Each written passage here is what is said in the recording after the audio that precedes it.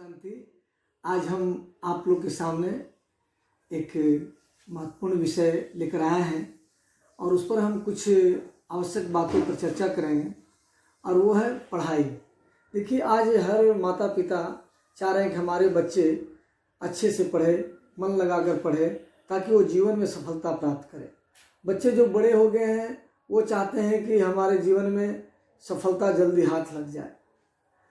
जो परीक्षा की तैयारी कर रहे हैं, प्रतियोगिता परीक्षा की तैयारी कर रहे हैं, वो चाहते हैं कि हमने जो लक्ष्य तय किया है उसको हम जल्दी से हासिल कर लें। लेकिन सबके तह में एक ही बात है, वो है पढ़ाई। चाहे बच्चे हों या बड़े हों, बात वहीं पर आती है कि हमने पढ़ा कैसे है।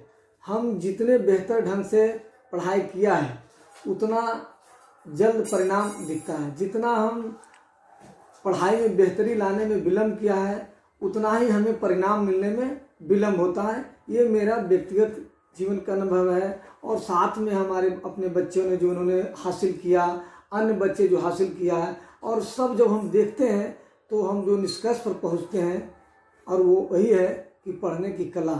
हमारे पढ़ने की कला कैसी है उस पर निर्भर करता है आगे की सफलता।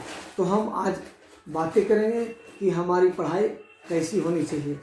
तो पहली बात तो ये है कि कम से कम एटलीस्ट जब बच्चा पढ़ने स्कूल जाता है और जब से समझने लगता है, नहीं भी कम से कम तो क्लास 6-7 से तो इस बात पर जरूर ध्यान देना चाहिए, माता पिता को भी और बच्चे को भी, और क्लास 7 से ऊपर जितने भी क्लास के बच्चे हों उनको।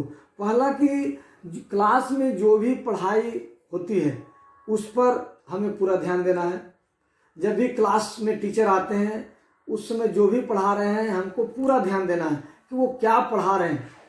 वो ये नहीं समझें कि हमारे काम का चीज़ है या नहीं, क्योंकि टीचर आए पढ़ाने तो बेशक उस सिलेबस के अनुसार पढ़ा रहे हैं, तो हमको पूरा ध्यान देना है कि उस विषय में जो विषय पढ़ा रहे हैं वो उसके अलावा कोई बातें दिमाग में नहीं हो। लेकिन एक बात सत्य है कि 45 मिनट का क्लास यदि होता है, बड़ों के लिए 2 घंटा का क्लास होता है, तो उतना देर तक मन एकाग्र नहीं हो सकता है। तो मन एकाग्र रहे इसलिए ये कोशिश हो कि टीचर जो पढ़ा रहे हैं उसकी मुख्य बातों को हम नोट करें, जस्ट इसलिए कि मेरा ध्यान पढ़ाई पर लगा रहे। टीचर जो पढ़ा रहे हैं और मेरे मन की स्थिति वो पढ़ाई से बना रहे, इसलिए मुख्य बातों को नोट करना है। दूसरी बातें हैं कि जब क्लास ओवर हो जाए तो बच्चे क्या करते हैं, क्लास खत्म होता है तो भागते हैं बरामदा पे, वॉशरूम जाते हैं, इधर जाते हैं, उधर जाते हैं। बड़े हैं तो कुछ और करते हैं। तो ऐसा नहीं करके अब यदि हम ऐसा करते हैं कि जो क्लास में पढ़ाया गया टीचर और जो हमने मुख्य बातें को नोट किया, यदि क्लास खत्म होने के बाद हम एक बार रिवाइज कर लेते हैं कि हमने क्या क्या मुख्य बातें नोट किया, तो ऐसा अनुभव किया गया है कि मन में वो बातें कुछ ज़्यादा रह पाता है, स्मरण में ज़्यादा आता है, क्योंकि अभी मैंने तुरंत सुना, नोट किया और तुरंत मैंने रिवाइज किया। चौथी बात है कि जब घर में हम जाते हैं तो पुनः उसी टॉपिक को पढ़ें जिस टॉपिक को क्लास में टीचर ने पढ़ाया है। अभी क्या हो रहा है, बच्चे क्लास में पढ़ाया हुआ उसके बाद उसको देखते ही नहीं, किसी और चीज़ में लग जाते हैं। पेरेंट्स भी नहीं बहुत सारे देख पाते हैं कि आज क्लास में क्या पढ़ाया गया, हमारे बच्चे उसमें क्या किया, उसका होमवर्क किया कि नहीं किया, और अगर होमवर्क किया है तो उसका क्वालिटी कैसा। यदि क्लास में जो पढ़ाया गया अगर उसी के साथ घर में आकर उसका क्वेश्चन आंसर भी बनवा दें, एक तो पढ़ाई करें उस चैप्टर को, उसके अलावा यदि उसका हम क्वेश्चन आंसर बनवाएं, क्योंकि देखिए हार्ड लेवल के अंदर में ऐसा नहीं होता कि खाली पढ़ रहे हैं। जैसे कि बहुत सारे बच्चे पढ़ते हैं सीधे परीक्षा में जाके लिखने की कोशिश करते हैं, तो हम कितना अच्छा लिखे नहीं लिखे, क्वालिटी कैसा रहा, ये हम नहीं सोच सकते हैं। फिर जब रिजल्ट मिलता है, जब देखते हैं तो देखते हैं कि मेरा तो कहीं स्पेलिंग मिस्टेक हो गया है, तो कहीं हमने 3 ही पॉइंट लिखा है, कहीं 2 पॉइंट लिखा है, कहीं हमने ज़्यादा लिख दिया और जो आवश्यक बातें थी वो मैं नहीं लिख पाया। तो ये इसको दूर करने के लिए, इस पर कॉन्फिडेंस लाने के लिए हमको राइटिंग प्रैक्टिस करना होगा।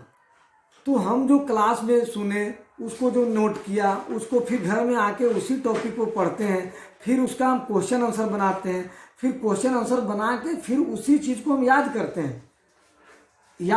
हैं और याद करने के बाद फिर उसको हम राइटिंग प्रैक्टिस करते हैं। देखिए राइटिंग प्रैक्टिस एक दिन का नहीं होता है, और आज जितने भी एग्ज़ाम हैं, ऑब्जेक्टिव टाइप एग्ज़ाम है तो उसमें भी स्मरण शक्ति में तभी रहेगा जब हम राइटिंग स्किल हमारे अंदर में, राइटिंग प्रैक्टिस रहेगा। और यदि हम कमीशन की बात करते हैं जो हायर लेवल पर या स्कूल में आगे 9, 10 में जाते हैं, तो उसमें जो क्वेश्चन पेपर आते हैं उसमें भी राइटिंग करना होता है। ऐसा नहीं कि उसमें ऑब्जेक्टिव टाइप क्वेश्चन होता है। अब कम समय में हम बेहतर मतलब आंसर लिख सकते हैं, उसके लिए राइटिंग स्किल आवश्यक है कि कैसे कम समय में हम अधिक से अच्छा लिख सकें। आंसर के साथ हम मैप बना के दिखाएं। जैसे ज्योग्राफी का क्वेश्चन है, यदि ज्योग्राफी में यदि पूछा जाता है कि कहाँ कहाँ कोयला पाया जाता है, यदि हम उसको साथ में अगर भारत का मैप बना के और उसमें अगर लोकेट करते हैं तो दूसरे बच्चों से हमें ज़्यादा नंबर मिल जाएगा।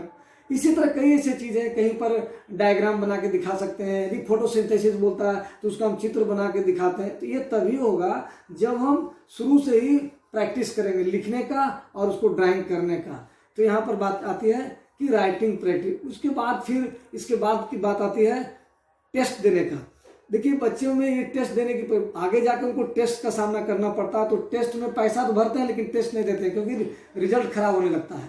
बहुत सारे बच्चे देखते हैं कि अच्छे खासे पैसा दे देते हैं टेस्ट के लिए, उन्हें दे पाते हैं, इसलिए कि तुमको शुरू से उनको आदत नहीं रहा, और बाद में जब देते हैं रिजल्ट खराब होता है तो नहीं देते हैं। यदि हम आराम से टेस्ट देने का आदत डाल लें, क्योंकि परीक्षा ही हमें मजबूत बनाता है, तो हम यदि टेस्ट देंगे और टेस्ट इस तरह से दें कि जैसे जैसे टॉपिक पढ़ाया हो रहा है वैसे वैसे टेस्ट दें। तो ये टॉपिक वाइज टेस्ट हुआ। और वीक में ये प्रयास रहे कि जो 5 दिन का पढ़ाई हुआ, 6 दिन का जो पढ़ाया हुआ, संडे के संडे दिन नया चीज़ नहीं पढ़ के उसका हम घड़ी देख करके टेस्ट दें। तो जिससे पता चलेगा कि हम समय के अंदर, एक निश्चित समय के अंदर में हम कितना आंसर लिख पाते हैं और उसकी क्वालिटी क्या रहती है। इसको हम खुद देख सकते हैं, पेरेंट्स देख सकते हैं कि मेरा बच्चा परीक्षा में कैसा। बड़े लोग जो हैं, बड़े बच्चे, जैसे हमने भी किया अपने एग्जाम की तैयारी में, 20 साल के क्वेश्चन का मैंने राइटिंग प्रैक्टिस किया था। और हम देखते थे कि हम जो याद किए हैं वो टाइम के अनुसार लिख पाते हैं कि नहीं लिख पाते हैं। छोटे बहुत सारे बच्चे हमने देखा, नोटरडेम का, सेंट जोसेफ का, कई से बच्चे एक ही क्लास के बच्चे हैं, राइटिंग स्किल उनका अलग अलग है। एक अच्छे सुंदर राइटिंग के साथ बहुत अच्छा उसका प्रेजेंटेशन है। और उसी क्लास का दूसरे बच्चे का देखते हैं तो बहुत ही राइटिंग आंसर तो दिया लेकिन उसमें प्रेजेंटेशन नहीं है, बुलेट पॉइंट नहीं लिखा है ना, कि हम पॉइंट वाइज लिखें, उसको ब्लैक से उसको अंडरलाइन कर दें, बुलेट पॉइंट बना के लिखें, तो स्वाभाविक ही कंपेरेटिवली नंबर ज़्यादा हो जाएगा। और आज तो नंबर का, एक नंबर से ही हजारों लोग का रैंक ऊपर हो जाता है। क्लास में भी देखिए अब एक नंबर के कारण भी आगे पीछे हो जाते हैं और बच्चों में मायूसी आ जाता है कि हम क्यों नहीं ऐसा कर पाए। जबकि अगर आरंभ में ही इस पर छोटी छोटी बातों पर ध्यान दें तो बहुत ही अच्छा हम परिणाम दे सकते हैं और अपने जीवन को बेहतर बना सकते हैं। अपने पढ़ाई का जो मकसद है, जो मर्म है, उसको जान सकते हैं, समझ सकते हैं और उसको हम सही मुकाम तक पहुंचा सकते हैं। Thank you.